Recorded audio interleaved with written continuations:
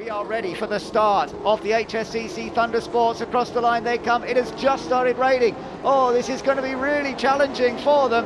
It is Callum Lockie on the left-hand side and Dean Forward on the outside into Abbey Corner. They are side by side. It's raining, it's wet, it's slippery, and they both just about get through. Well done, Callum Lockie. He's managed to get in front. Dean Forward had a big wobble there, and they have just about got through. Then you've got the little chevron moving up. Oh, spin for Dean Forward in the McLaren.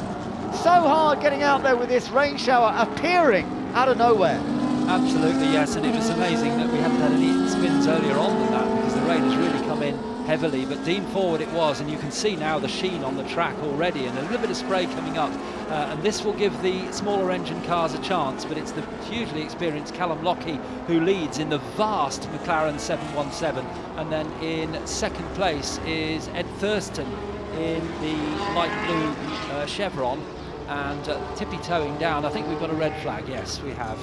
Yeah. I saw the marshals getting the red flag ready, Ben, and I thought it was going to go out earlier, but they just left it until they were absolutely sure that this rain was going to come in so heavily. I don't think Ed Thurston realised he was still challenging for the lead just then, but I wonder if this is because these guys are out on slicks basically, and whether they just feel, well, this is too dangerous, and you know, they're going to be slipping and sliding around. The rain at this end is really falling down heavily now, and you can see the tyre tracks. It's raining everywhere. Windscreen wipers are going on the closed car, the Lotus Esprit there. There in the background is the Pontiac Trans Am that was fourth on the grid, but lost a lot of ground. I think it probably is Alistair Fazika's in the car actually for the start of this race rather than Michael Lyons. But we will see, because the race has been stopped, no great surprise. Well done to Callum Lockie and Dean Forward for getting through Abbey initially, but then of course there was a spin for Dean, thankfully without hitting anybody else. That was an amazing sight to see those two cars, each of which is about half the width of the circuit. They are amazing cars, but they went through side by side, and just a quick moment for Dean Forward, just going across the lines, but didn't spin, and down the hangar straight they come, and we can see now how heavy that rain is, with cars just tippy-toeing their way down. Unfortunately for Dean Forward, he just spun on the exit of Village, but I suspect they'll be regridded, Ben, in normal grid order. So once we get this race going, it'll be the McLaren and the March on the front row again. Yes, I think you're right. With the red flag coming out, it'll be taken back to zero effectively, and let's hope they all make it back. There you can just see Dean Forward still heading down the order there. He's a long way down the order. But I think you're right, they'll end up together on the front row. So they're coming straight back into the pits under the red flag conditions. And as you can see, the track has just completely transformed. And I did see that sort of hefty rain cloud heading in. I didn't realise it was going to be quite that wet, I must admit. In a sudden moment, just at the start of the race, it was literally a dry formation lap, wasn't it, that they did? And then suddenly it was a wet start. In some ways, it was good that the wet came in from that side, and it was at the start, because the drivers knew immediately that they were going into the rain before they'd started the race, and had it continued they would have carried on. But the worst scenario is when it's raining at the other side of the circuit and they appear without any knowledge of the wet track. It's really given the track a soaking. The good news is, unlike yesterday where we just had vast clouds coming in and lots of rain for a long time, it does look like this is just a passing shower, and already the sky is lightening in the direction of the travel of the clouds, but it's still raining at the moment, I'm afraid.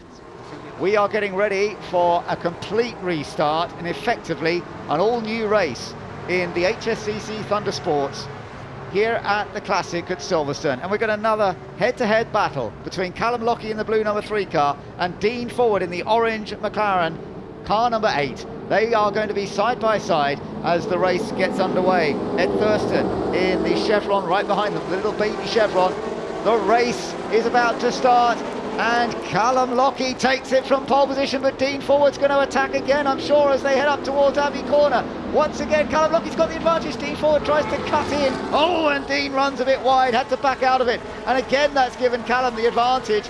And this time, Ed Thurston doesn't get away quite as well. Callum Lockie definitely doing well. I think Ed's got himself back into third place, but he's got a bit of a fight on his hands.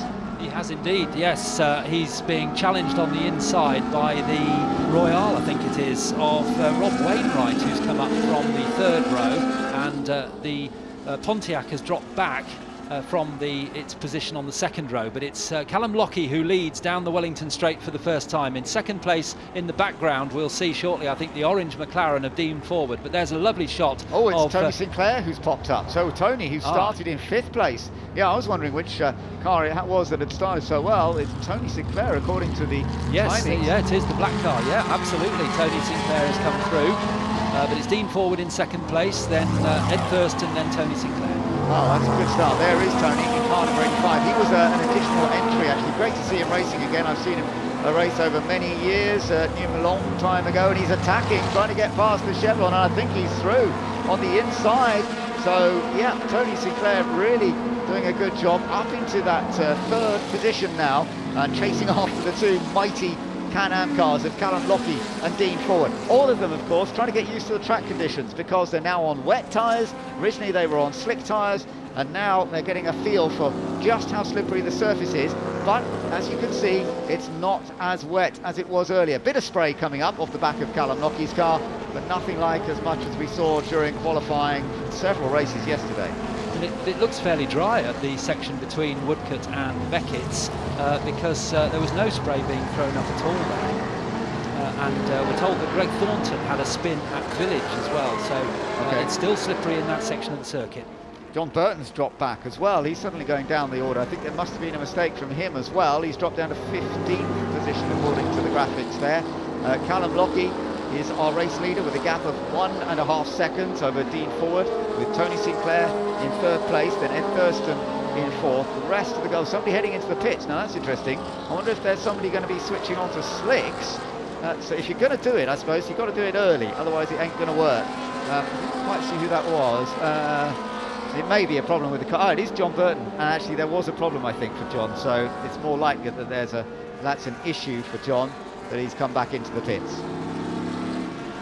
Right, back to the battles that are going on, and it's all proving to be pretty exciting. The number 21 car coming under a bit of pressure from James Claridge. James going around the outside there in the Chevron B23, and that's a bit of time loss.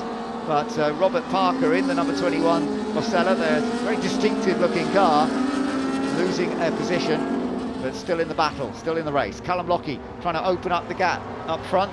The gap is up to 2.2 seconds. This bunch of cars very, very close though, as you can see, and trying to fight for every position that they can. Mark Richardson, actually that's David in the car at the moment, I think, who made the start of the race.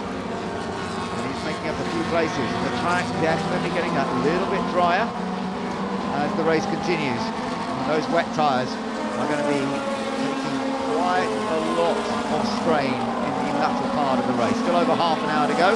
Number 5, that's Martin Don in the Coldwell rare car, the Coldwell C14. Coming up behind the white with a yellow and blue stripe, that's the number 88 car of Kevin Cook. Challenging as they go through that section. Kevin Cook in the March 75S, which is a Sports 2000 car, I think that one is, and March didn't make many cars for that class of racing. Well, yeah, let's see how they get on. Up front, Callum Lockie's still got the advantage over Dean Forward. The two Can-Am cars, British built with American engines. They're forging ahead as you would expect. They're really opening up a big gap. It's a separate race really for those two up against all the others. So Tony Sinclair's then leading the next group of cars, and that is quite a good group. There's only a couple of seconds between each one, and down to the lower end of the top 10 we have number 15 John Emberson and his Chevron B19, and the top 10 completed at the moment by John Spears in his Osella. We're looking back at this other little group, car number 88, making its way around. That's Kevin Cook, as we saw earlier. You can just see the Lotus Esprit in the middle of that group as well. Windscreen wiper working effectively. Just got the one Lotus Esprit in this race, and right in amongst these little sports racing cars, as we see the Silver car being shared by family members, all also in that group as well. Number 96, saw a little bit of a move on the Lotus down the inside, and it works effectively there for Martin Don, who takes the position away. The Lotus just seems to be struggling a little bit more in these conditions, perhaps, than it was yesterday. More threat coming its way. And the car going through on the inside there, the 88 car of Kevin Cook, the March 75S, actually running in the under 2 litre sports car class, not the Sports 2000 that I thought it was. So he's going well and chasing after Martin Don as well, which this is really classic sports car racing that we saw in the period, where very close racing, these under 2 litre cars going through Luffield now. The Esprit having another little look on the inside, but he's now being chased by the 96 of Tim De Silva, who started that hand over to Harindra. Tim's through, look, Tim's got through on the inside, so the Lotus has lost another position. So just struggling a bit against these little light sports racing cars, which are all going very well at this point. Callum Lockie, fastest lap so far, still owning up a 1.9 second advantage. I think he's just sort of managing his pace. In fact, he's just done another good lap there, holding up the gap to Dean Forward in second position. Tony Sinclair then a big gap back, but he's in a much smaller car, very different type of car. There are our two race leaders. There's Dean Forward, currently running in second place, both running on the wet tyres, remember. You might start to see them going offline down the straights just to try and keep those wet tyres cooled off a bit. Yes, absolutely, and it's significantly wetter down there at Club Corner, isn't it? Now this section of the track through up to Village and then into the loop, there's no spray at all as they turn through there, and then I think the Wellington Straight's pretty dry, and then it's certainly dry or dryish from Woodcote round to Beckett's and then back into the wet track again as they go down the Hanger Straight. So really, really tricky conditions, a real half and half. You can see there the track is relatively dry as they turn through the left-hander at Aintree, down onto the Wellington Straight now. Very fast part of the circuit, no spray being thrown up, so that shows us that that section of the track is reasonably dry. Yeah, no doubt about it. Dean Forward doing that slightly quicker lap on the last by a tiny fraction. I mean, it was a minor margin faster than Callum Lockie. There's very little to choose between them in this race so far, and they are pulling away more and more from the rest of the opposition, but delivering some wonderful noise. For those of you out there watching in the grandstands, it is lovely to hear these big Chevy V8s, huge capacity motors grumbling past you, isn't it? Really is quite special, and we get a little bit of that through the coverage and the line, but when you're actually by the side of the track, you not only hear it, you get the vibration almost coming through the floor.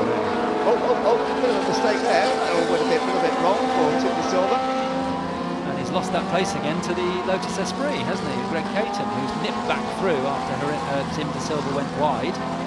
But the battle ahead of them is really good. These are all the 2 litre sports cars that are racing together, and great battle going on as they go down the old pit straight into the right-hander at Cops Corner, and a move there on the inside for 21 Robert Parker.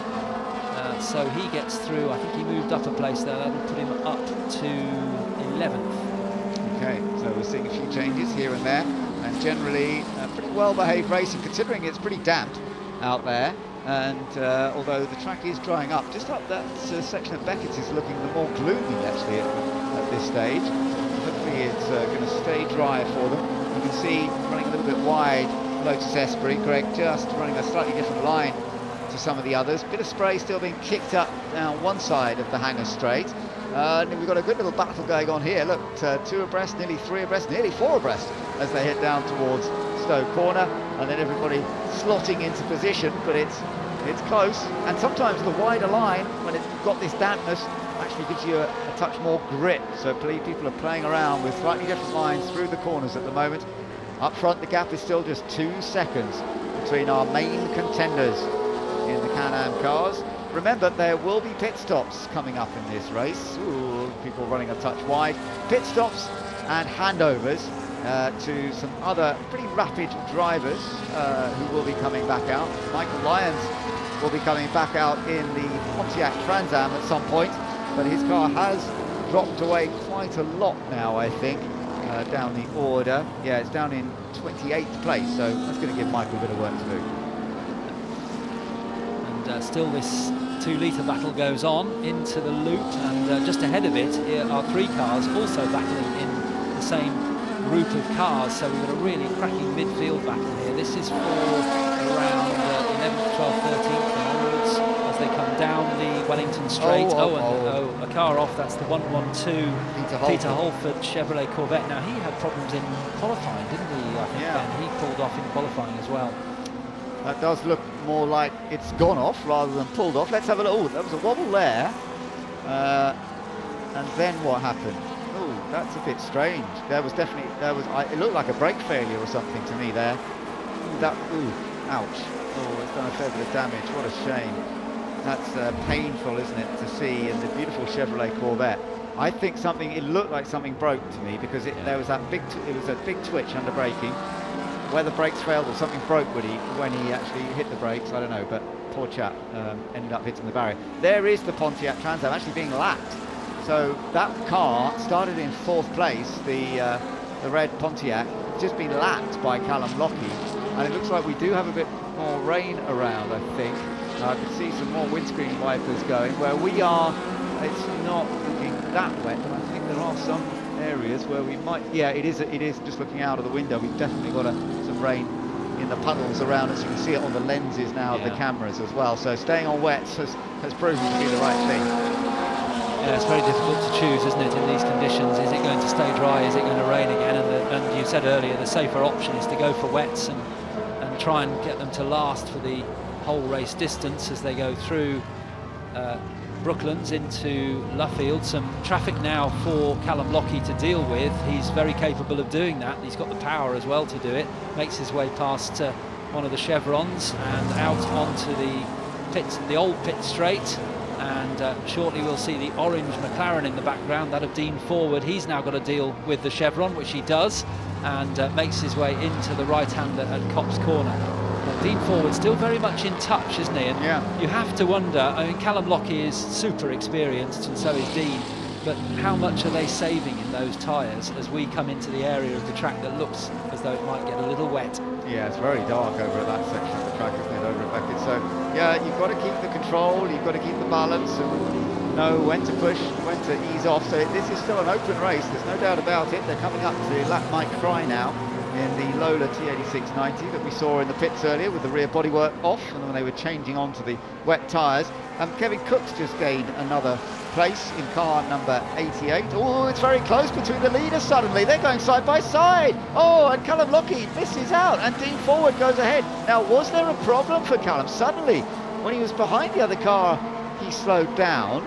I'm not quite sure what happened there. Dean Forward suddenly took advantage. No, we'll perhaps need to see a replay of that to try and work out whether Callum had a problem. That suddenly he seemed to slow, and maybe he was just being very cautious because the track is quite wet, and he thought he saw water on the track, and it perhaps wasn't as bad as he thought, and through he goes into the lead. Yeah, this is another good battle between the two of them. I wonder quite what went on there, because it always looked like he had a problem, and then no, he's braking nice and late, nice and hard. Oh, too late, he's got a bit wide. Oh, that's a chance for Dean to get back in front. Yes, Callum, you were overly brave on the brakes on that one, and Dean now takes control. So you can see how the track conditions have changed again. It's got even more slippery, and in these big, powerful cars, I tell you what, this is not easy to cope with this sort of power. You can only go to full throttle when the car is absolutely straight and you've got confidence that you've got a little bit of grip around you, but he's still brave. He's still going for a late break into Brooklands, and he runs wide as a result. Dean cuts back. Yeah. Oh, no, Dean's lost it. Oh, not again. Stay out of the barrier, Dean, please. Oh, bit of contact, but he may have got away with it. And that is a snappy car. You know, it's a short wheelbase car, and that is, when you have a short wheelbase car with a big engine in the back of it, that's typical. Once it starts to swing, that mid-engine car with so much weight, you just can't hold it. I mean, it snaps on you so quickly. You're just a passenger. Round it goes. Bosh.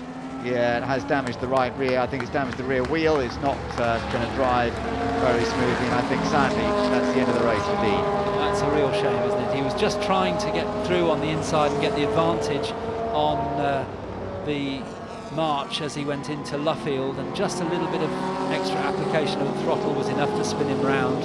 I mean, these drivers must be virtually just breathing on the throttles Yeah. to put the power on. They've got so much power. Yeah. And there we can see that that wheel is very bent, isn't it? Yeah, the suspension's bent basically. It has put the wheel at a very strange angle. Damage to the bodywork as well. Always sad to see. It was a beautiful classic car. But Dean's okay. It's just one that he's going to have to remember as getting it a little wrong. But it's obviously a very sensitive car. The way it spins, it's happened to him a couple of times now. When it starts to go, it goes quick. We've got safety car again. Now, I'm not quite sure whether anyone else has got off, because Dean's in a safe place now. So whether we've gone to safety car, there's another car off somewhere, I'm not sure. It does imply there's a car in a dangerous place. We'll have to wait and see if there are any images coming up. By the way, I was just about to mention Kevin Cook having moved up the order slightly. Down there in the pits, car that we were watching earlier, that's the silver car, presumably making their driver change. But Kevin Cook, as I mentioned, in the March 75S, a genuine Group 6 car of its time. John Lepp and Schuppen both raced them, and he's now got that car up into 9th place. So you can do your driver change despite the fact that safety car is out on circuit. For those of you, those drivers who are sticking with their car, they still have to come in the pits for a certain amount of time before they can come back out. For those sharing their cars, obviously it's a quick driver change in that same time and send them back out. And we will get to see Michael Lyons coming out in the Pontiac, I believe, which will be nice, but they are quite a long way down, 28th position at the moment. It is in the pits, by the way, that car, so Michael Lyons will be getting a good run when he comes back out on track, and he may well be able to pick up quite a few places. And I noticed there we got a shot of the De Silva car in the pits, and it didn't look like Tim was getting out, did it? It looked like he was being told just to stop for the time that he needed to do the pit stop. So I wonder whether Harindra will not be getting in that car, as we see the car that now, if we can see the helmet, is it Michael Lyons? Yes, it is. So Michael Lyons is now aboard the Pontiac Trans Am. Just, you can see there, tightening his seat belts up, checking that his helmet is comfortable. It's almost like a NASCAR, isn't it? The way this car is set up and built, you know, with that cage inside, and yeah, lovely to see. Great shots inside with Michael. He's giving us a little thumbs up, and after his brilliant display in the historic Formula 1 race earlier, let's see what he can do. But he has got to come from a long, long way back, I'm afraid. So Callum Lockie hasn't come into the pits yet. He's following the safety car at this stage. 18 minutes to go. We're not quite sure why the safety car is out there. We haven't actually seen an incident as such, but there must be some reason that they have decided. Here we go. Oh, it is the Corvette. Sorry, yeah, it was the Corvette that had. We did see that incident. I hadn't realised it hadn't been moved, but that's obviously why it took a little while to bring the safety car out. I'm surprised it didn't come out a little earlier, but anyway, maybe they waited until the rescue truck was there, and then they decided to bring the safety car out. They may have chosen to do it when the pit window was open as well, just to make that part of the race a little bit easier for the drivers in these very tricky conditions. We've seen on the cameras that we've got a lot more rain coming on parts of the circuit. That was slightly strange watching that. There's certainly an issue there, because it looked like the front brakes were locked on as well, because the front wheels weren't turning. It was dragging it, so I don't quite know what's going on. Well, it's turning now slightly better, so yeah, something went wrong with that car, I'm sure, that led to the spin. It looked almost like brake failure, didn't it? Because he wiggled the wheel to almost as though he was trying to spin the car to slow it down, but then ended up going across the gravel trap, only just glancing the wall. He almost got away with it, didn't he? Yeah, but look at the damage to the bodywork, sadly. This is another look at that. He did get a wheel on the grass. I hadn't seen that last time. No. So that might have been part of it as well, because I'm afraid that might have been part of it actually, because the wobble was partly getting a wheel on the grass, and then he lost it. So it's just one of those situations. He may have hit the brake, the car wobbled on the grass, come off the brake, and then of course you're going too fast, you can't make the corner, and off you go. So a race leader is coming in, Callum Lockie, for the pit stop that he has to make. He is staying in the car. There will be no driver change, and we shall see how this works out. He should still be the race leader, but as we saw earlier today, the timing of your pit stop under safety car, whether you come in at the beginning or at the end, can often make quite a difference to your position. Actually made a big difference earlier on in one of the other races. So let's just wait and see if he remains in front. I would imagine he will, because he had a big advantage over everybody else before this safety car period came out, and especially when we lost Dean Howard as a result of his minor accident that he had on the exit of Brooklands corner. You can see quite a number of cars have come into the pits now, that lead group. A lot of them coming in, and so this is going to change the order around a little bit, but I do think that Callum will still be leading once it all gets reset and they've done another flying lap. Yeah, looking on our timing screens, everybody has done one pit stop, all the drivers in the pits, and I think the ones that are still on track did their stop a lap earlier when the pit window opened. We're looking there at Martin Don, number 5 in the Coldwell, a British-built car, the Coldwell, by Bill Needham, who also drove it in period as well.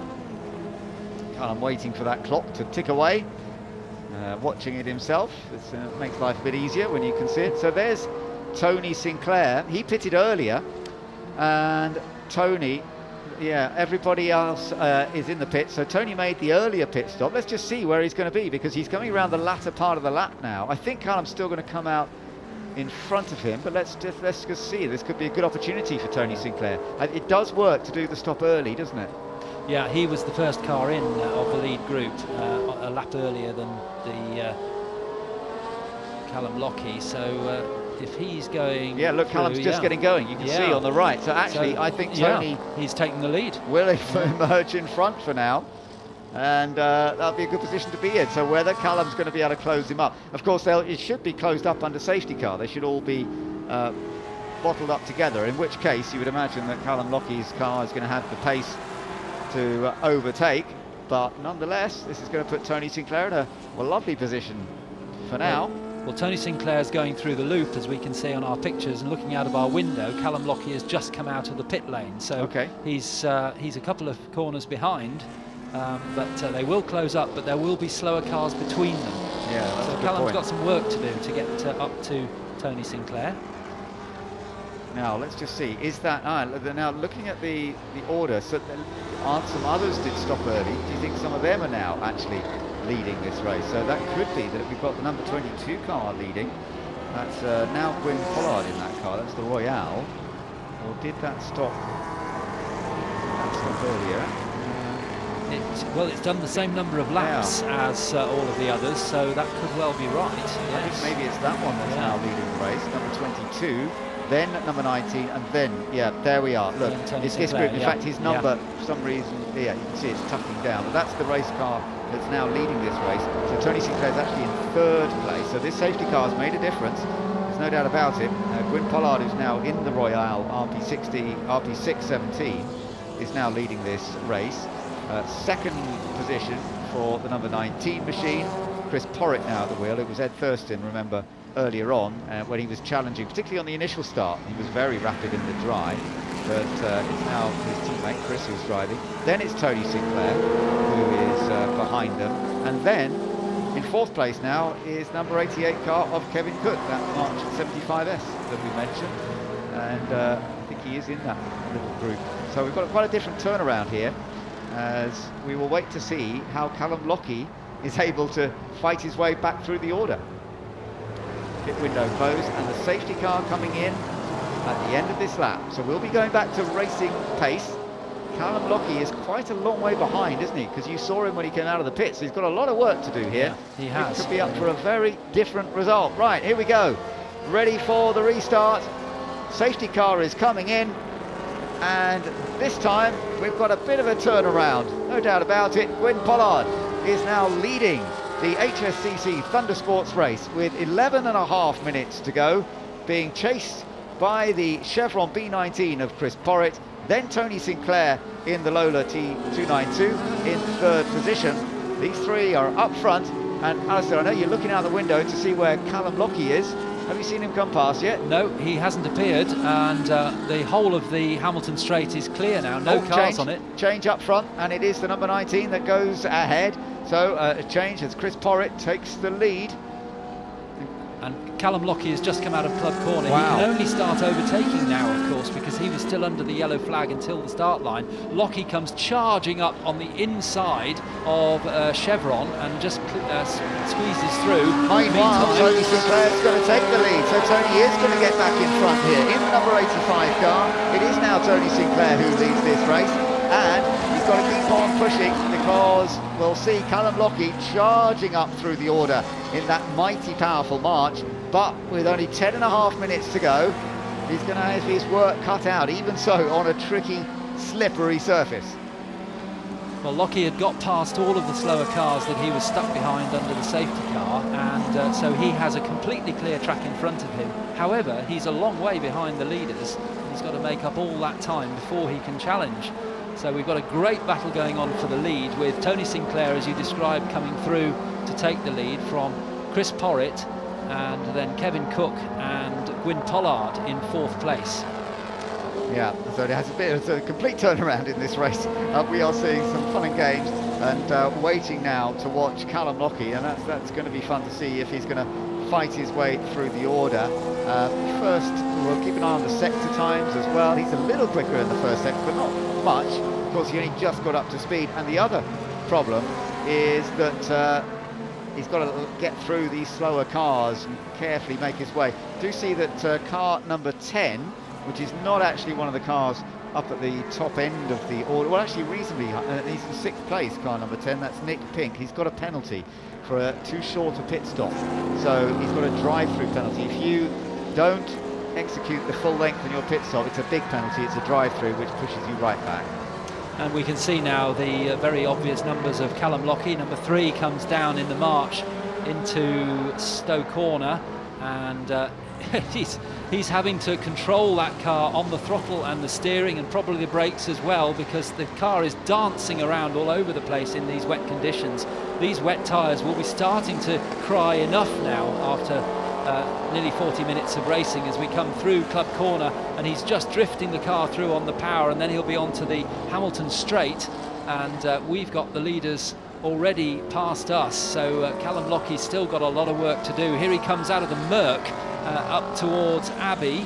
But look at the gap in lap time between Sinclair and Lockie, 7 seconds on that lap. Yeah. So, you know, in theory, he's going to be able to close up that gap. Mind you, when he crossed the line, he was 24 seconds behind. So, what's that, 3 and a bit laps to be able to overtake? Yeah, and what are we doing? The lap times are 2 minutes 20 or so, and we've got 8 minutes left, so about 3 laps. So we should get a Silverstone type finish. We should get a last lap, the lunge, I would think, maybe from Callum Lockie. Let's wait and see, because he's balancing everything to try and get that very powerful machine moved up the order.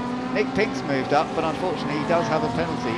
And also I noticed another penalty has been announced for car number 44. That's quite a long way down the order. That's Steve Hodges. He also made a pit stop that was too short and has been penalised accordingly. Well, he's been told to do a drive-through. So that's a little bit unfortunate. Meanwhile, Tony Sinclair with an advantage of 1.8 seconds at this stage and 20 seconds over Callum Lockie. Callum is about to gain a position. He's going to pass the Lotus Esprit. I think he's just done it there, of Greg Caton.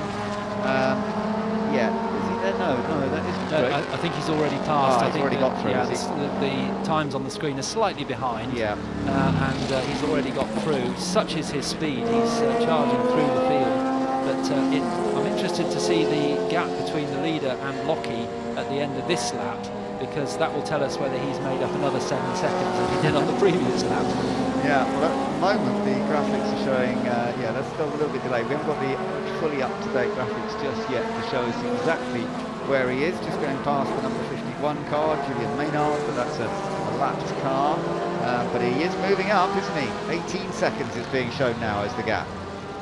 Still going to be tough to close up 18 seconds in only 6.5 minutes. And the conditions really deteriorating with lots and lots of spray. It's not quite as bad from inside the car because we've got a long camera shot there, but it isn't greatly better than that, is it, Ben? You've done a bit of racing, I'm sure, in the rain, and it's not wonderful, is it? It's always a bit of a challenge trying to work out where you're going and what you can see, but these guys doing a great job. As you say, that we've got a bit of brightness outside, which is nice. Callum comes through, so the gap this time was 17 seconds. He gained about 6 seconds on the entire lap, as you see actually from the graphic, 6.9 seconds it was, so it's nearly 7 again. Meanwhile, by the way, Michael Lyons in the Pontiac Trans Am is moving up a bit through the order. He's now in 17th place, 16th place in fact, just gained another position. So I think we're going to see Michael gain a few more places before the end of the race in that rather fancy Pontiac. But let's see whether Callum Lockie, how far up he can get. The man who had the race lead comfortably, who's totally on for race victory earlier on, now in third place, 15 seconds behind. But what, with that length of time, we've only got about 2.5 laps to go. It's going to be very tight to see whether he can actually catch Tony Sinclair before the end of this race. Well, he made up 2 seconds on Sinclair between the timing line at the Hamilton Straight and at Luffield, so he's probably on for another 7-second gain or 6-second gain on this lap. If he can get through the traffic, that's the only thing, isn't it? Yeah, and that's going to cost him more in a way than it is Tony, because getting through the traffic in these difficult conditions, not at all easy, but I have to say he's doing a fabulous job of it so far, choosing his areas in which to. This is a bit of a tricky one. He's got a car in front of him at just the wrong time really here. This is going to cost him. This is going to cost him dear. And of course, as the track is drying up, you want to be on the dry line, not on the wet bit. And yeah, look, he's lost a lot of time here. I think this is going to be one of the key moments in this race. If he doesn't quickly get past the number 14, he's going to be able to do it now down the Hanger Straight. Gets past the Acela of John Spears, but I think that will have cost him a little bit. Yes, indeed it will, all the way through the Beckett's complex. But typical Callum Lockie, he didn't force the issue. No. He just followed John Spears through, didn't want to cause any problems for the other driver, and may well have given up a potential win there, although he could still get on the podium, of course. That's the other thing to look out for. He's up into, well, he's already on the podium. He's up to third. I think there'll only be this lap and one more to go, probably, when they come over the line next time. So we shall wait and see. So running out of time, but Callum Lockie, there he is in the background, making up a few more positions in terms of lapped cars, but how much closer is he? Well, the gap when they came across the line was 11.5 seconds. 11.5 seconds. He's still on target to catch the race leader. Of course, he's got to get past Kevin Cook, who's in second place initially, but the two top drivers are pretty close to one another, Sinclair and Cook, and Callum is busy trying to catch them up. Now he's got more traffic to deal with as he heads through the left-hander at Aintree, down the Hanger Straight. Tony Sinclair's got a bit of traffic as well. Actually, funnily enough, I think he's up behind Michael Lyons, isn't he, in the Pontiac. Yeah, he is. There is Michael, who's been making up some places himself, but not quite as much as he would have liked to have done. Michael has got up to 15th. That car was way down earlier on in the race. Tony Sinclair, I think, will be able to overtake him as they head down towards Copse Corner here. But Kevin Cook isn't far behind in second place. You can see him in the white car with the blue and yellow stripes behind. So Tony Sinclair certainly can't relax. No, it's a very tight battle, isn't it, between the two of them. So Callum Lockie still trying to close that gap up, still putting fast lap together. Tony Sinclair and Kevin Cook, the top two. Number 85, that is our race leader in the Lola. And Tony putting it all together for now. Let's see whether he can keep it there. And the gap between Lockie and Tony Sinclair last time around at the timing line was about 11 seconds. So Lockie has continued to shave lumps off the lead.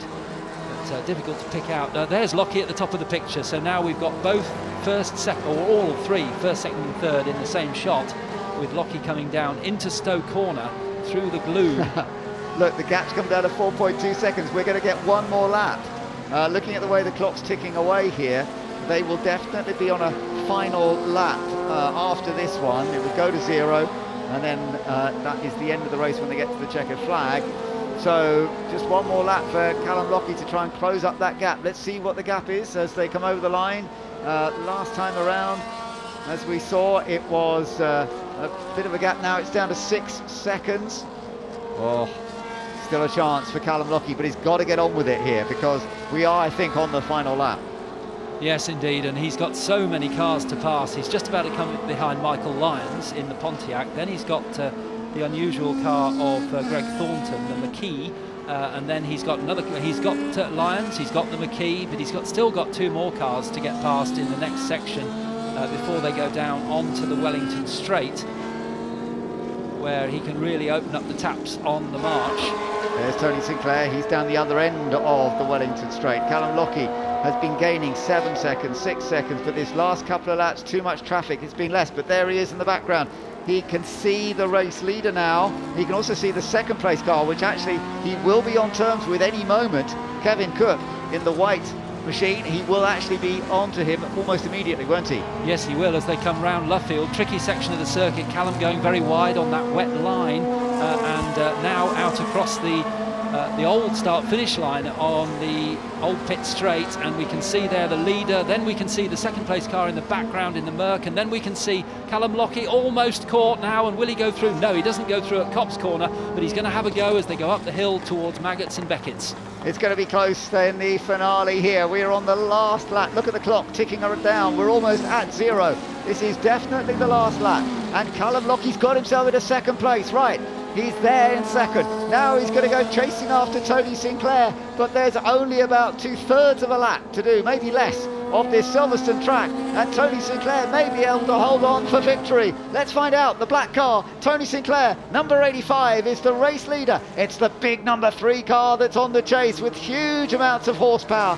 in that March 717. He's catching as they come down the Hanger Straight in towards Stowe Corner, and Callum Lockie is really going to go on the charge here to try and take the lead, but Tony smooth and controlled through Stowe. Just the last corner to go into Club. Tony Sinclair has the advantage.